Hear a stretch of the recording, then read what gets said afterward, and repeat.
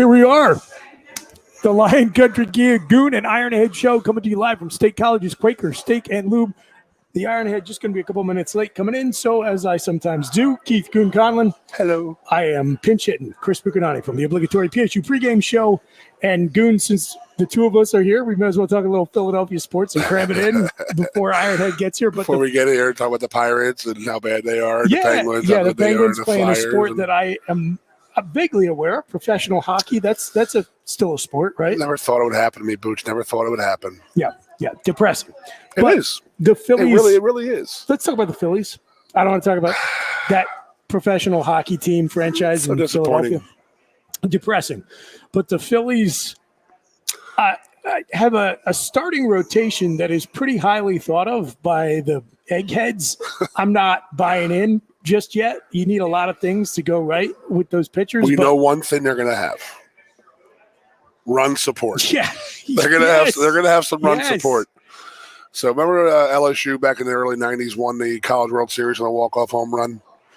And they said that they played a brand of baseball called Gorilla Ball, and they just batted the ball all over the field and hit home runs everywhere. Like that, the kid in the intro for the Little League. I hit dingers. Yeah, I hit dingers. That's the Phillies. That's how the Phillies are coming out introducing themselves. I'm Castellanos. I hit dingers.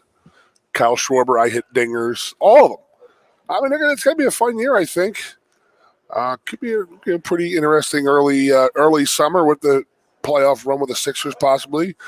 The Phillies doing all right, and I mean, I want to talk about. Let me just how do I say this? The Carson Wentz is the gift that just keeps on giving right now to the Philadelphia Eagles.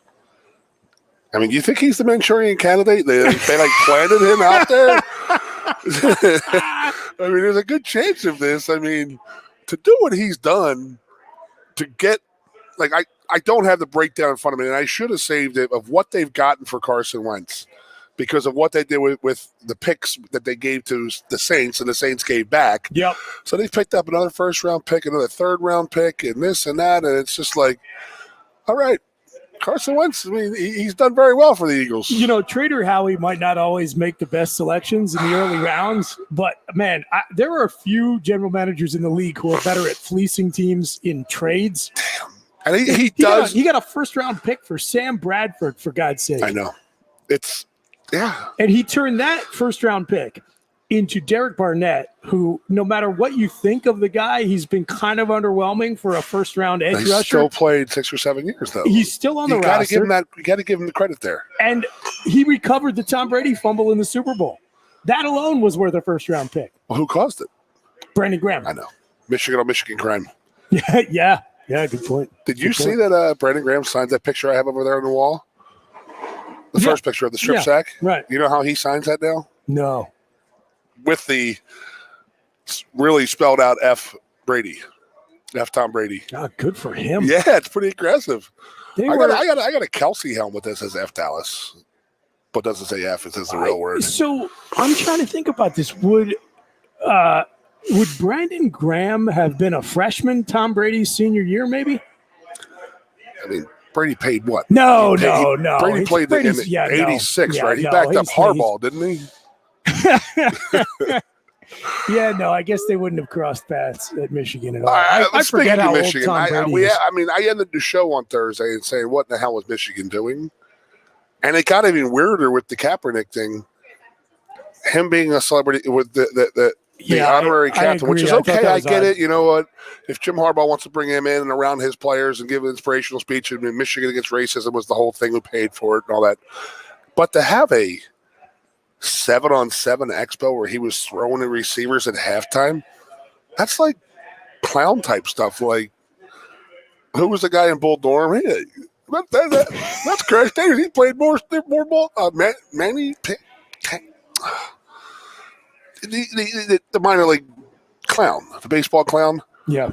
That's what it looked like out there. Like, why in the hell would you have a former NFL player throwing 7-on-7 routes to receivers out there? That's your halftime entertainment. Well, I don't get it. I'll answer your question. How many other teams' spring games have you talked about on this show ever? See, that's what we're trying to do now? That's what we're trying to do? Wow. That's the whole league, man. Why? Like, Why do you think Oregon has a different uniform every week? It's the stupidest thing in America. Well, yes. I mean, I don't disagree necessarily. No, I just don't understand. I don't understand the end game to it.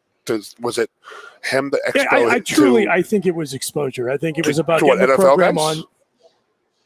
No, I'm talking about Jim Harbaugh understood that if you involved Colin Kaepernick in that way, it would get covered by every major media outlet, and it would put Michigan on television as a headline story among the start of Major League Baseball season, going to NBA and NHL playoffs, college basketball, and what muscled its way in there? Michigan football. You didn't hear about any other college football program this week. It's stupid. But you heard about Michigan football. I mean, I don't agree with it. I don't understand. It worked. Why? Because we're talking about it? For what he was trying to accomplish, it worked. I just feel like this same week that happened, a tight end flipped from Michigan to Penn State. So it's arguable whether or not that's going to have any downstream benefit. But if the goal was to get exposure for Michigan or Colin Kaepernick. For Michigan. Yeah, but what's Colin Kaepernick saying? Like, unless they're paying him big money to be there. He probably got paid to be there, right? My goodness, even worse. An honorary paid position. Yeah, whatever. I don't know. I mean, maybe it was exposure for Kaepernick too. But again, if you're Michigan and you are trying to win a publicity battle, you stole a couple of news cycles from Ohio State and Penn State and Michigan State. And the Final Four. Yeah. So anyway, okay. So Ironhead's here. As I promised, we're going to take a break and we're going to preview the Buccos. The rest of the show will be dedicated to the Pittsburgh Pirates and their World Series prospects. We got 3 seconds to go over that. There's the prospectus for the Buccos this year. Not good. Hey, next question. Keep it here on the Line Country Kia Goon and Ironhead Show.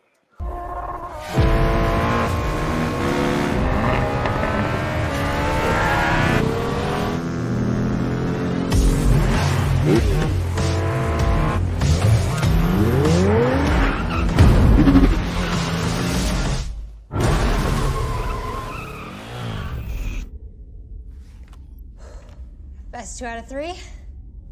It's one fantastic ride. The turbocharged, tech-inspired new Kia Forte. There's always something happening at Quaker Steak Lube. From live music to exciting new flavors, meet your friends and refuel at your local Quaker Steak Lube today. Can't slow down? Then order online. Pick up and get back on the road. Find us at thelube.com.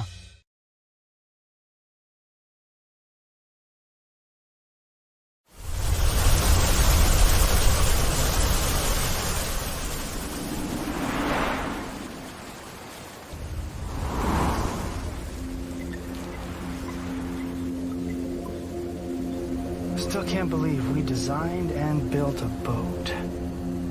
Well, actually, this kayak was designed centuries ago by people who knew a lot about water. Though, cedar was my idea. But I guess we did it together. I hope the thing floats. Those builders didn't talk about floating, Dad. They said the person is the boat, and the boat is the water.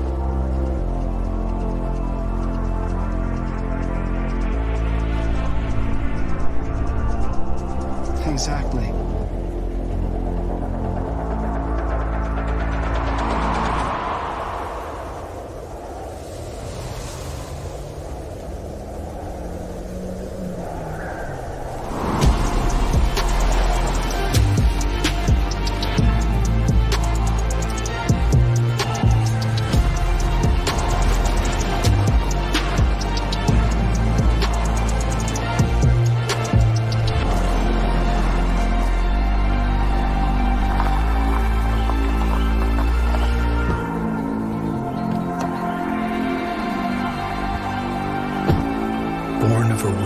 For nature.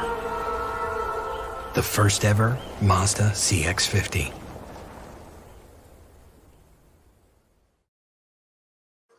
And we welcome you back as we make the pitching change here for the afternoon.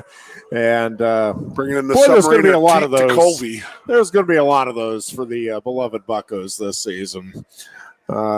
Expect they may go through about 9 or 10 pitchers a game. There's going to leave their guys out there because they're going to be out of games in the third inning. So me and Booch were saying how the one thing the Philadelphia Phillies are going to have this year is going to be run support. With the lineup they're walking out there right now and playing in the little bandbox that they do. So, should be fun season. Yeah, would be. So would be nice to be part of a fan base that is excited about the baseball. You're looking at stuff on ice. I'm past that. Me and Butch have already. Fair enough. We've cried our tears right now. No, and so I am fired up. Big one tonight. The Penguins and the Avalanche, by the way, and I'll watch it. Yeah, I know you will, and again, I'm always wrong. I really do like the way this Penguins team is playing. I like the way they. I like the chemistry that this team has. I like the way they are in just about every game, no matter 4 hard games in a row or whatever, that they are at least in the game, which I think means in any series this year they're at least going to extend it 6 or 7. Now again, the hockey playoffs are my favorite, but they can also be the most frustrating for any fan base because I don't think the best overall team necessarily always wins, right? I mean, the goaltending has, so much to do with it. As a Penguins fan, you should understand that. And getting some breaks here or there also. I mean, and that's true probably of any sport, right? But I mean, hockey especially, it's like, oh my God, we hit the post for the 4th time tonight. I mean, you're literally half an inch away from, hey, it could be a 4-0 game, or instead we're down 1-0 or whatever. So, I don't know. I am excited though about the way this team is playing, and about the prospects at least for the postseason. And I've been able to watch a little more hockey than I was throughout the course of the season here these last couple of weeks, or last week and a half, whatever it's been. And it's getting me fired up. I really do like the way this team plays. Talk a little bit about the. Hold on. Yeah. I got to say this about the Flyers. I actually bust your chops constantly saying about the Kansas City Penguins. And I made the comment the other day, it might be the Kansas City Flyers. That's how bad it is in Philadelphia. It is. For a proud organization like that. No, to be this far down right now. That's how bad it is. So go ahead. Yeah. But how late did you stay up last night? So I was going to make a joke about the because I actually did. And I cannot stay awake. It is a battle for me these days to stay awake past 9. The bad thing is I'm in a rut right now where no matter how hard I try, I fall asleep then. But just a lot going on that we don't need to talk about. But so I'm waking up in the middle of the night and then I can't get back to sleep. And so this has been a pretty consistent pattern. So I was determined to break it last night. And I really didn't. I got to halftime, and I was going to come on and say, man, I watched the first half. Congratulations to North Carolina. I don't know what the final margin was, but, man, that team obviously earned it. And it was an amazing first half. And I did wake up, I don't know what time it was, 12:30 or something. I'm watching the Sports Center. I'm like, holy cow. You missed the whole game. Yep. And I did think, I was not expecting North Carolina to just coast it to the victory. I mean, I thought Kansas. Now, I'm not going to sit here and tell you I was thinking at halftime Kansas would win, but I'm like, this is not going to end up a 15-point or more game. Like Kansas is going to make a run, make some adjustments, and I still thought it had a chance to be a really competitive game at the end, and it was certainly that. It was amazing. That was a great basketball game all around. And I saw a stat this morning on one of the do you know that each team, and I don't have I should have pulled out the exact figure, but I think it was like 18 minutes and 14 seconds, and that's not going to be exactly right, but each team had the lead for exactly the same amount of time. It was a little over 18 minutes, and then obviously the other 4 minutes or whatever, it was tied.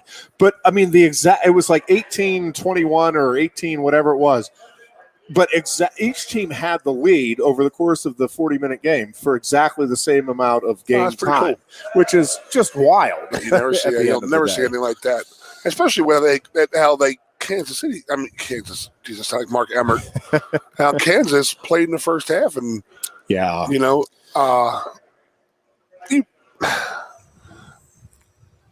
can't go into a game playing Kansas. If you watch that first half, Bill Self he had 15 guys playing. Yep. And North Carolina, like Villanova, only had 6 or 7 guys that played in the game. And they were getting knocked down. I mean, guys were going out in that game. It was a tough game. You know, the elbow in the face early in the game, and then the guy twisted his ankle again. The guy get hit. Yeah. Took a stomach blow. And that's a little lower than the stomach. But a lower stomach injury, Goon. But high leg injury, lower stomach injury. Lower body injury. Yes, indeed. Upper lower body. For some of us, a little lower than others. Okay, all right.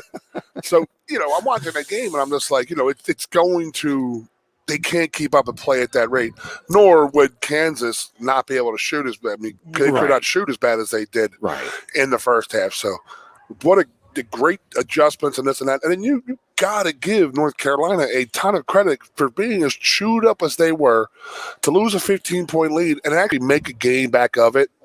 I mean, they could have just folded their tents and just collapsed. The same thing happened to them versus Baylor. Baylor were up 25 on Baylor.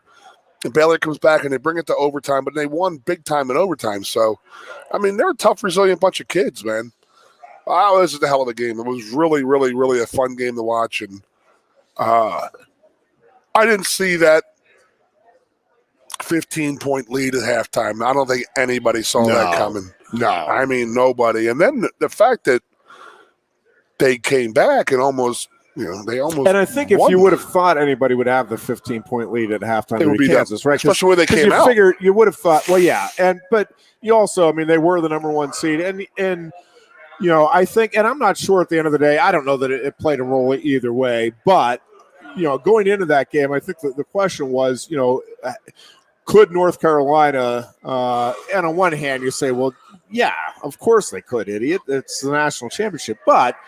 That was a huge emotional victory over Duke on Saturday night, right? Like that there was a whole lot of energy and emotion that went into that. And I think that the question was, I thought if anything, Kansas might be the team that would have, not 15, but might have a substantial lead at halftime. And it would be North Carolina having, all right, let's get our legs back under us. Let's regroup. We have a national title, but, kind of just the opposite. They rode the momentum, I think, from that Duke win in and through that first half. And again, as you said, it's a short bench, a little bit banged up. With a couple of their players, and I think that did take a toll.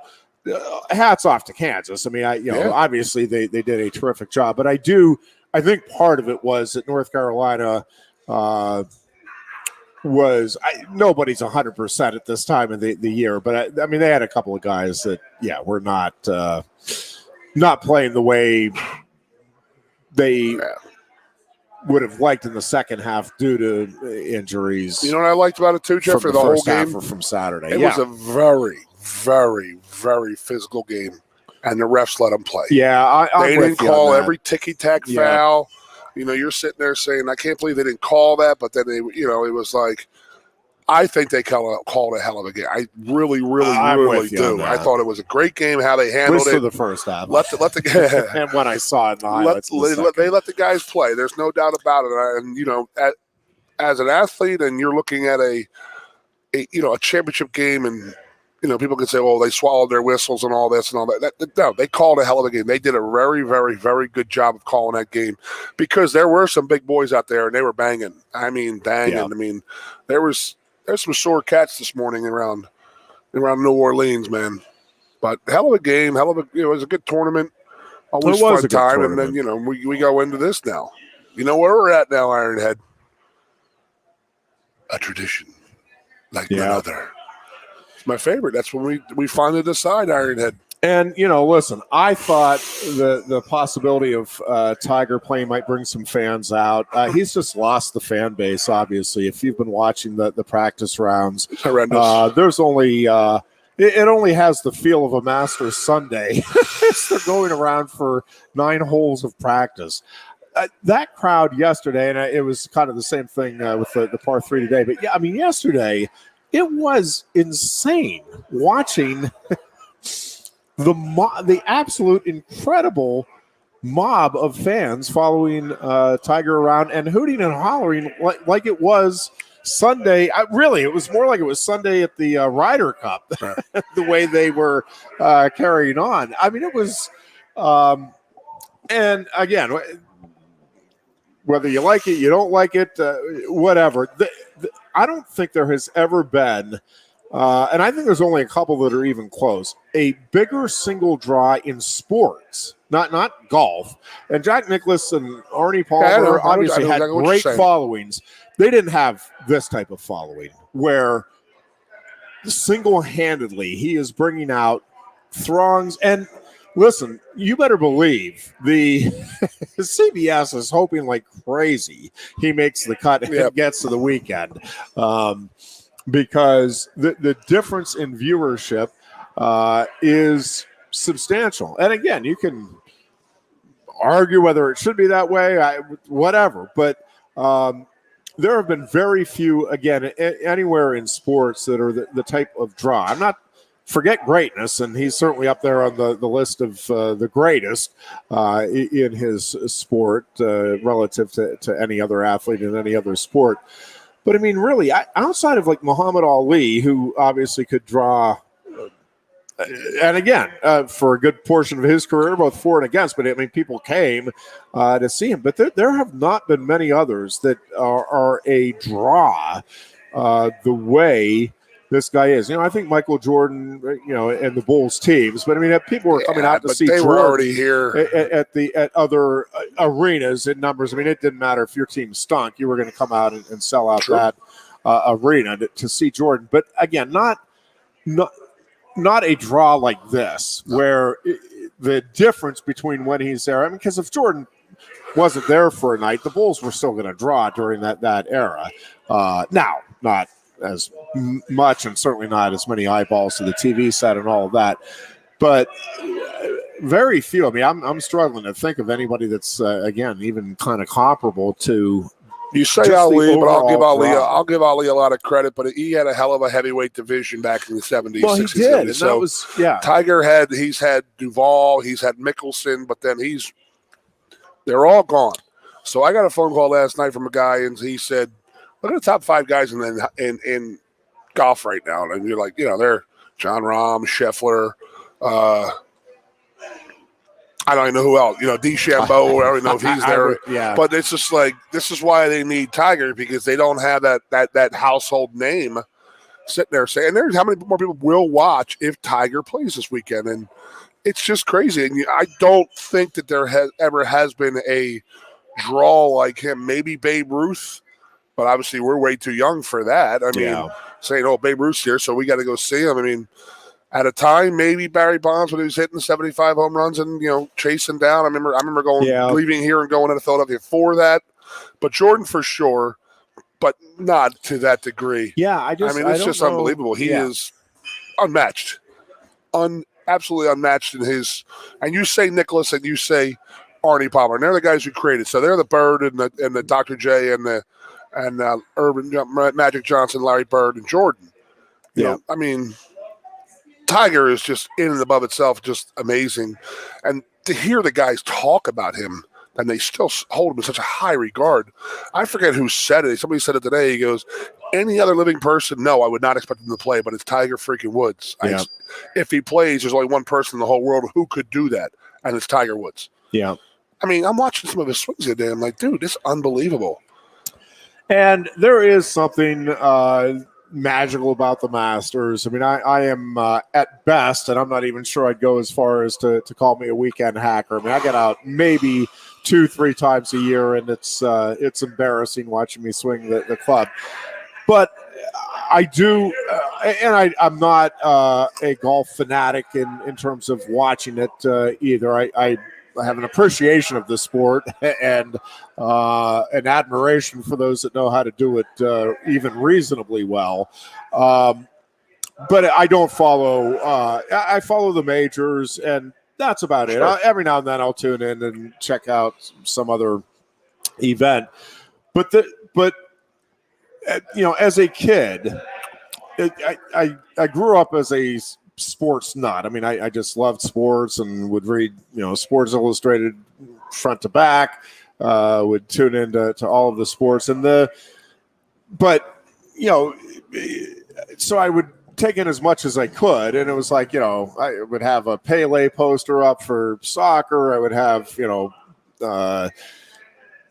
all of the Pirates and all of the Steelers. But I mean, you'd have different guys in different sports. Nicholas at the time was, the star in golf. So those were the, Muhammad Ali, all of that stuff. And then it was just the big events, right? So golf was not really on my radar as a kid, but yeah, I tuned into the Masters. It's like, well, yeah, that's the big one. I tune in. I'm not a horse racing aficionado by any stretch, but Kentucky Derby, you better believe I'm checking out.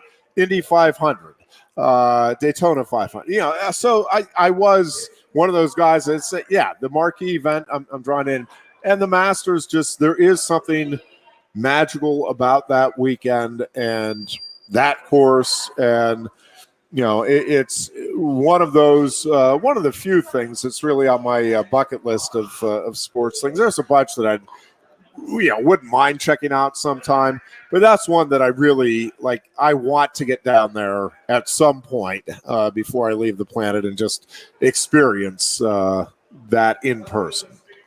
You're married with a kid now. I think those days have passed. You maybe should have thought about this before you got married. So, but I'm with you. It's always been on my bucket list. Yeah, it's just that there's something. I have some friends that have gone down. A couple that went down regularly for a while there, and yeah, they said it's just it is. It's a special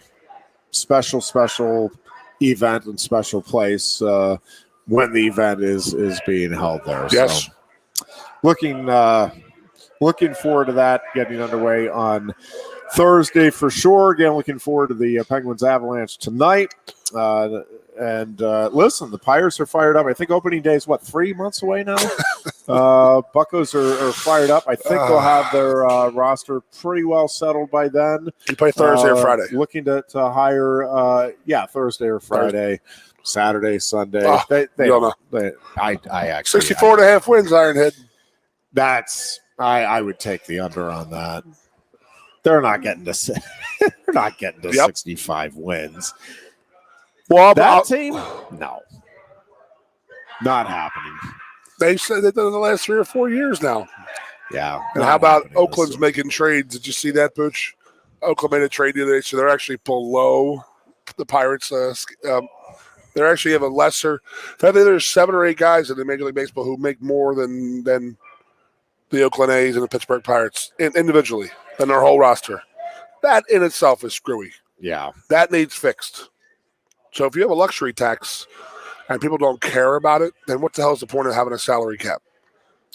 Yeah, right? I meant to bring in. Yeah, no, I hear you, and yes, I meant to bring in. I wrote a column this week for the Pennsylvania Wrestling newspaper, and just going through some of the statistics. And as I was researching it, even you start to really understand just how dominant this Penn State wrestling program has been since Cale arrived, but especially since 2016, when there have been, from looking at it from both a wrestling perspective, a Penn State perspective, and then just a sports perspective. No matter which perspective you're looking at, what Cale Sanderson and this coaching staff have done over the last 13 seasons is truly astounding. Yes. From the Penn State perspective, only oh my gosh, Gene Whetstone and Cale Sanderson both have 9 national championships. Oh my gosh. I shouldn't have started this because now I'm going to end up blanking on. Who was Gene Lex? Who was that? What's that? Who was that? Gene Whetstone. He was a legendary men's gymnastics coach. Okay, so you're talking about Penn State titles. State. Yep. Fencing, women's volleyball. And he had 9. Yeah, Emmanuel Kaidenoff had not going to have to bring in the column. I think he had 12. Men and women, no. And then somebody had 10. Russ. National championships. Not Russ? Russ had 7. Yeah, it's an going back to it's men's soccer from before Barr. Anyway, before Mr. Barr. So there's Cale's tied for 3rd right now, all-time national titles among coaches at Penn State. When you look at the individual titles, but again, Cale's doing it in 13 years. Like Whetstone, I think coached 38 or 39 years. I mean, all of these, everybody else is like 30 years plus with the same number. When you look at it within the sport, again, Cale's also 3rd there in terms of most national championships by an individual coach. But then you start looking at the numbers just over the last, again, 7 seasons where they've had 6 undefeated dual meet seasons. In Penn State wrestling history, there have been 8 undefeated seasons, undefeated untied, with double-digit duels during the year. There were, I think, 10 prior to that, prior to like the 60s, 10 undefeated seasons, but most of those were like 4-0 or 6-0, which, I mean, kudos to those teams. But 8 times Penn State has had double-digit victories and no losses, no ties. 6 of those are in the last 7 years, 6 of the 8. And, we've talked about the semifinals results, 46-6 since Cale's been here, and 45-5 since 2011. In the finals, Penn State has had 5 in the finals in 5 of the last 6 seasons. The one year that they didn't get 5 in the finals, they went 4 for 4. They went 2-3 in the finals in 2016. Since then, they are 21-4 in the championship finals. This is 21-3. Yeah, they've won 21 of 24 championship bouts since 2017. I mean, it's just that is unprecedented. And but the other part of it is, so aside from all of that, obviously, they're graduating kids, they're putting people into good positions in the workforce and all of that. So it's not just about winning. But when you look at the in 2016 or 2017 and 2018, Penn State became the first school to ever have 9 national champions over a 2-year period. And they've now repeated that over the last 2 seasons, 21-22. No school prior to 2017 had ever had back-to-back seasons with more than 8 individual champions. And even that had only occurred, I think, 3 or 4 times in history where there were 8 champions over a 2-year period. And now Penn State, again, twice in the last 6 NCAA tournaments has gone back-to-back years with a total of 9 champions. It is just, it's truly just give me a comparison. Oklahoma. Give me. Is it Gallagher from Oklahoma State? Yep, Edward Gallagher. Gable. So Gable had 15 titles. He had about a 10 years. First 10 years, he was as dominant as Cale is right now. Yeah, right? And. Yeah, it took him a couple of years. He didn't. I'm forgetting. I think it was the first 3 years that Gable did not win a title. Then he went on the run of 9 straight, and then ended up winning 6 of 7. I think it was in there to finish it up. Wow. And listen, some of what those Iowa teams accomplished within conference, I don't think will ever be duplicated, just because of the power of the Big Ten schools now. Iowa had 9 Big Ten champions one year and absolutely far and away scored the most points ever in the Big Ten tournament. I don't think this was, it was in the 80s. Okay, so we weren't in the Big Ten yet. Oh, yes, correct. We were not. But when you look at again, Cale would have some work to do to catch Gable in terms of obviously the 15 titles and the overall dominance for the team over the run. Because Gable went, I'm forgetting how many years without a loss in the Big Ten. And it was over a decade. Oh, Lord. So some of those numbers probably are not going to be caught. But when you look at the national titleists, the individual titleists, Cale is shattering. It's ridiculous what any program has been able to do. Certainly over the course of his career, but from 2016 to now, what that program has accomplished in terms of individual accomplishments at the national tournament. Again, I'm not sure, has not been done previously, and I'm not sure will be matched. I guess you never say never. And I saw they were debating on one of the ESPN shows here, sports records that will never be broken. What were they saying? It's impossible to imagine an NBA player scoring 100 points, right? Kobe at 81. It is so rare for players to get 60, 70, 81. That's 10 more baskets that he'd have to get. That's not, I guess today, whatever, 9 more baskets. But you think about that, it's 81, that's close. Well, is it? Yes, relatively, but that's 19 points shy on an absolutely amazing, virtually unprecedented night, right? Again, I guess you never say never with just about anything in sports, but I don't think anybody's touching that. Will Chamberlain's single game scoring record. Is that what you think is the most unreachable? Probably in basketball. I didn't sit down. Cal Ripken's record to me is never going to be probably just because of the way players are utilized no these doubt. days. Yeah. Right? Yeah. No, that's probably and I did say that talking to somebody last week about Joe Thomas never missing a snap. Yeah. That left tackle in the NFL and playing 12 years and never missing it. That's unbelievable. The only snap he missed was when he tore his triceps, and that was the end of his career. Yeah. Unbelievable. I think somebody will bet 400. That's been that threshold that no one can get over for 50 years. I do too. At some point. Yeah. And I think the 56-game winning streak it's attainable. Streak, yeah. But the pressure that gets mounted is unbelievable. It's just too much. Yeah, and especially with the way, the way the game is pitched today, right? Because you're going to be facing 4 different pitchers. Yeah. So again, I wouldn't say it's impossible, but I think it's really, really unlikely. Just again because of the change in the way the games are managed and played. And that's the case with a lot of these.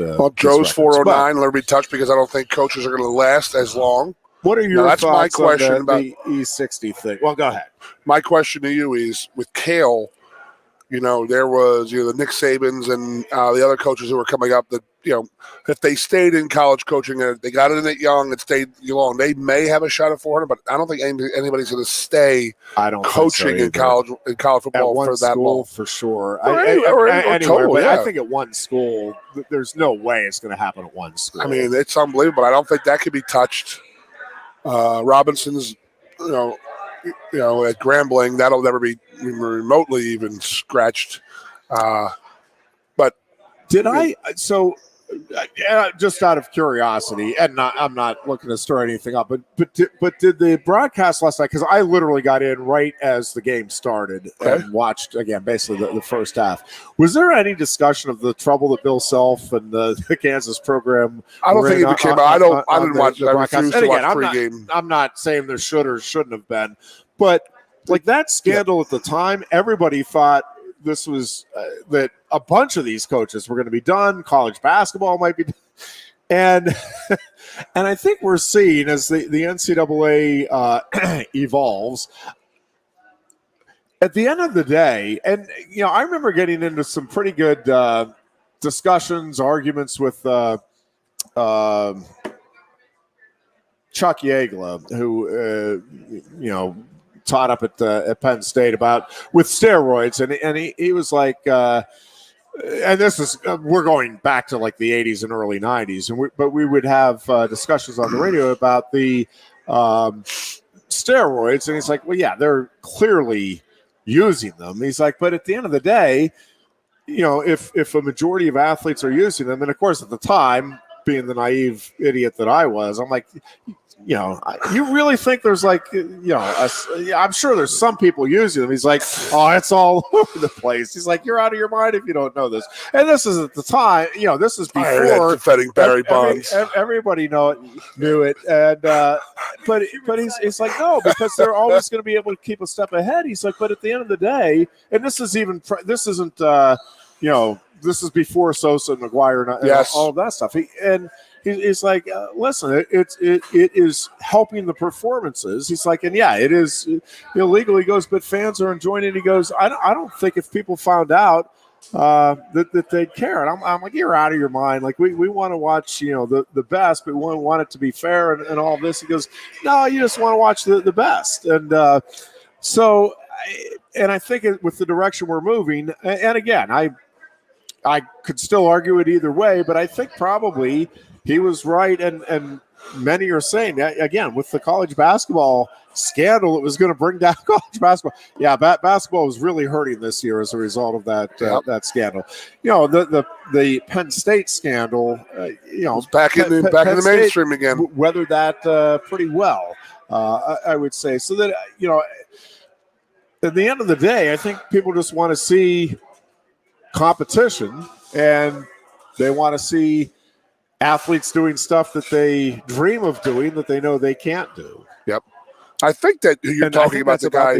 He worked for Penn State and he worked for the Olympic Committee and stuff like that. So he spoke at a class I was at one day.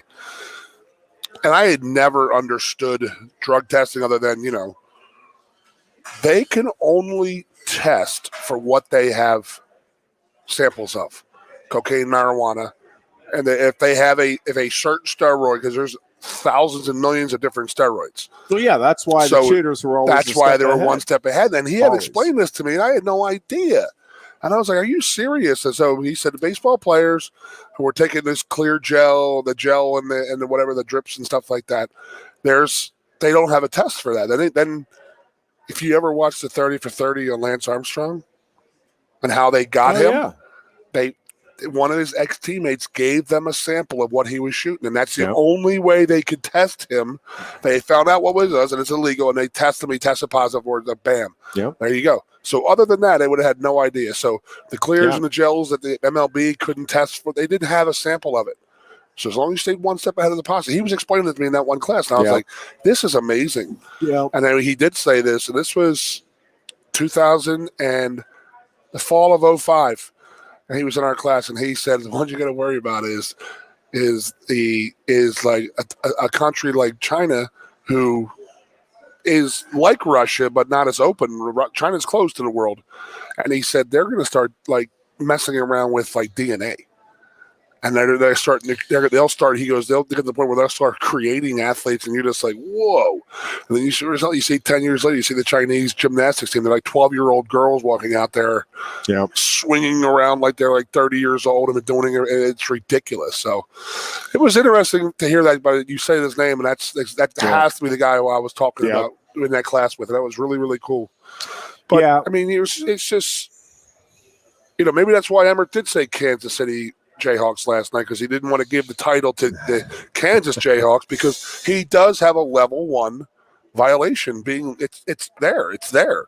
I mean, it's the same one that got LSU in trouble and got their head coach fired. So are they going to just take this banner down eventually? And that's crazy, man. But in what world do we live in where the guy is literally, there's a violation? He is being accused is in trouble for a top-tier violation. But here you go. Here's your national title. Yeah. Oh, my God.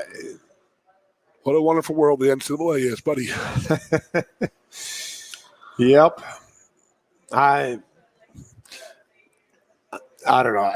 And moving forward, again, I don't know how many of these rules that people are violating now are even going to be rules, though, in another 5 They're going to say, 5 well, years we're or doing 10 years. that's pretty And listen, I mean, for legal years, now for us to do it. Yeah, for years we talked about it was so over-regulated and the whole, cream cheese on the bagel stuff and the nonsense that was involved. And meanwhile, again, you're not paying attention or looking at the actual, the prime example that we probably go to too much is the North Carolina, where you literally had fake classes. Grades being given and no repercussions. Well, that's kind of ridiculous at the end of the day when other programs got slammed and, did get,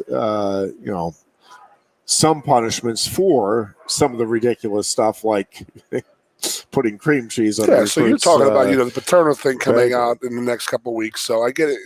And then it's just funny because it's dovetailing into what I was talking to somebody about last week. And that was we're talking about North Carolina, how in the hell did you escape that? And they're like, well, they offered it to regular students. That was their excuse.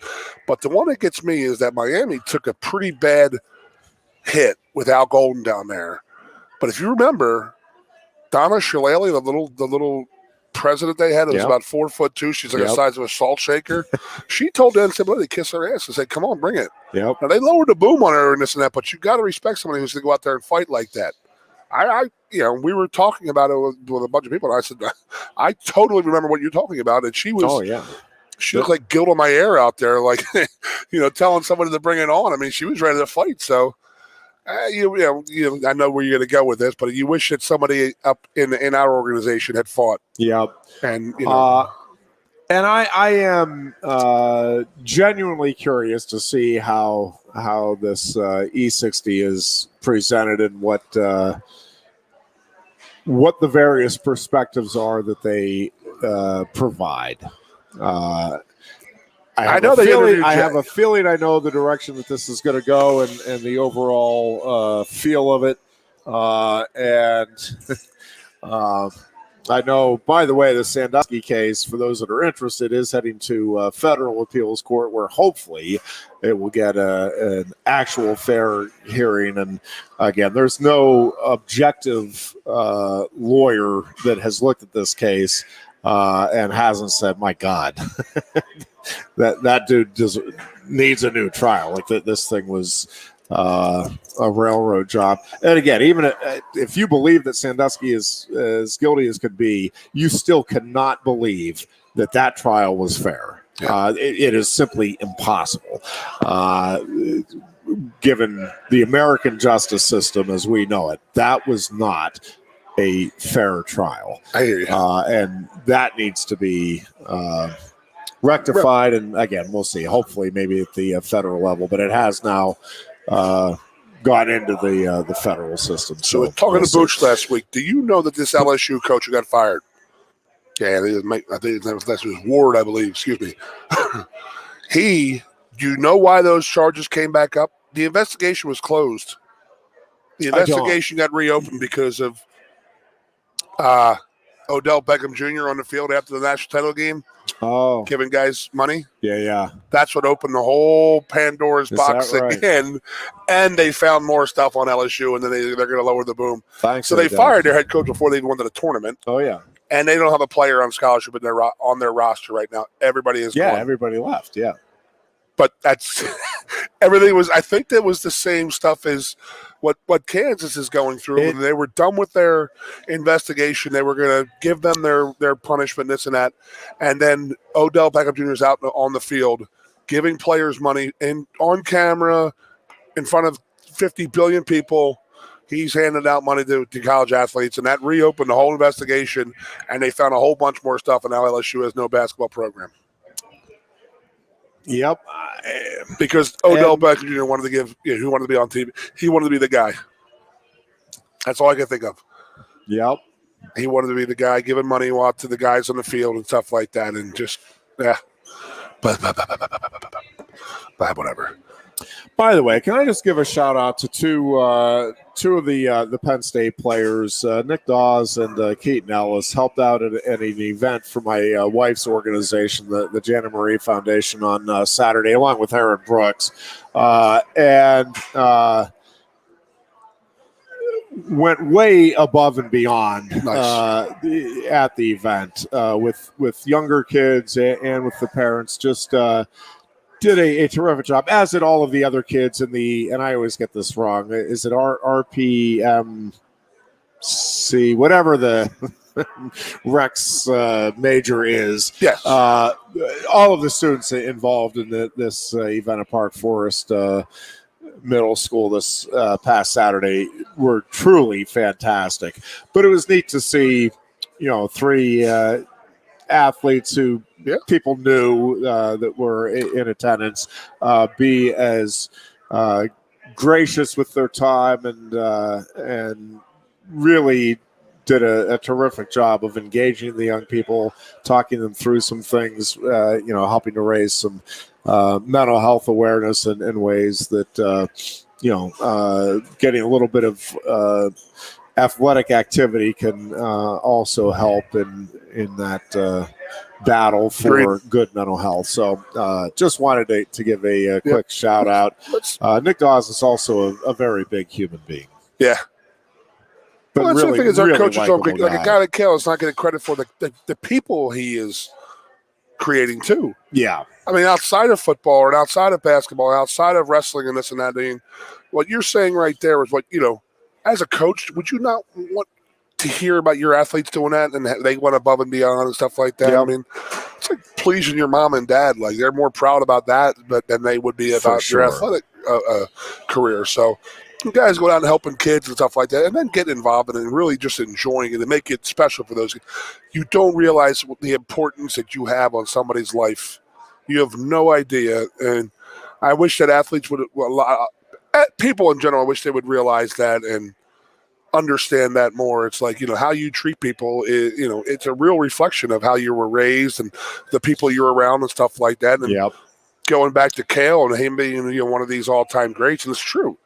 But the people that he is raising, not raising, but the people that he is coaching into the post college it's the grand experiment deuce, right? 2.0 pretty much. Yeah. I mean, he's recruiting the right kids. He's not recruiting punks. He's not recruiting idiots.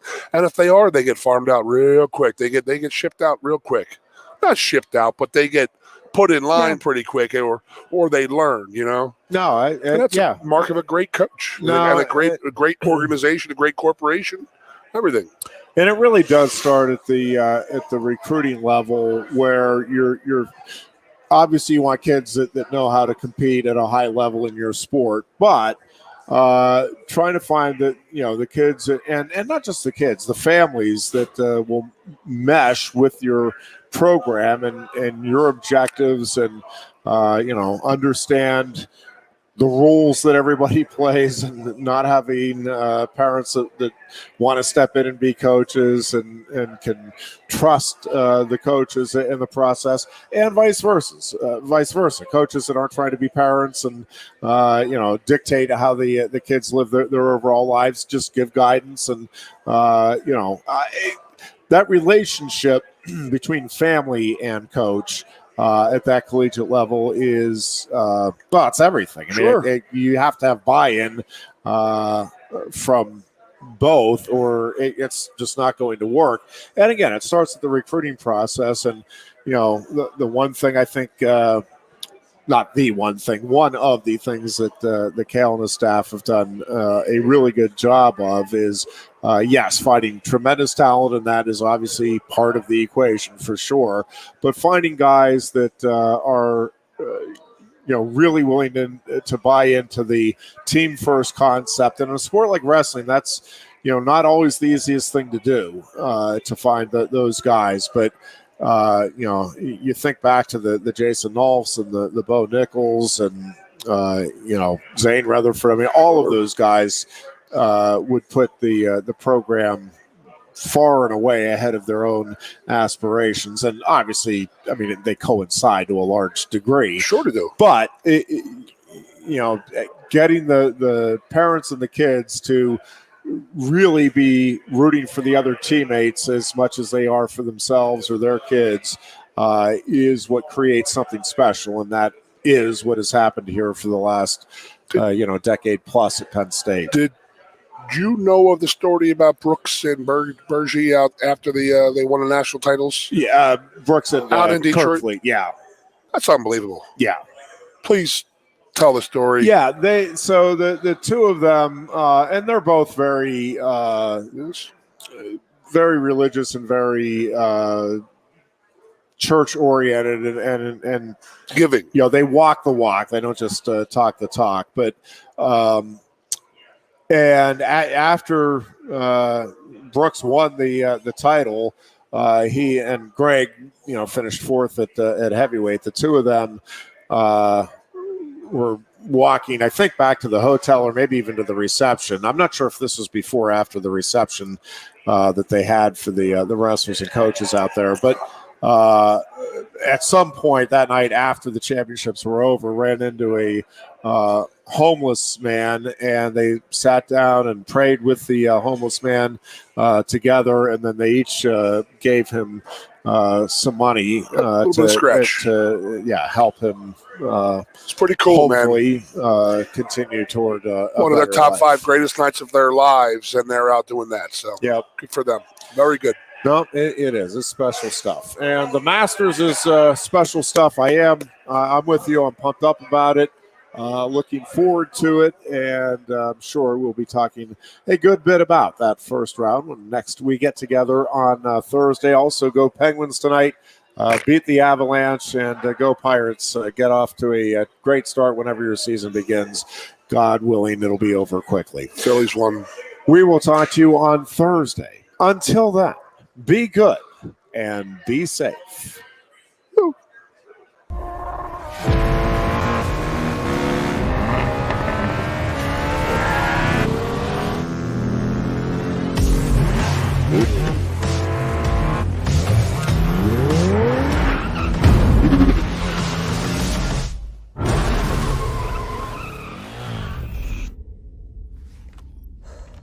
Best 2 out of 3? It's one fantastic ride. The turbocharged, tech-inspired new Kia Forte. There's always something happening at Quaker Steak Lube.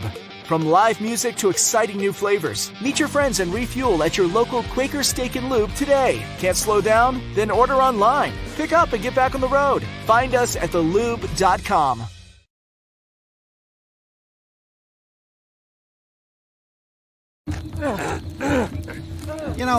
We humans have come a long way on our journey. Our first language wasn't exactly, a language. Medium well, thank you. Our first vehicles weren't the fastest. Can you, Faster. Hey, boys, punch it!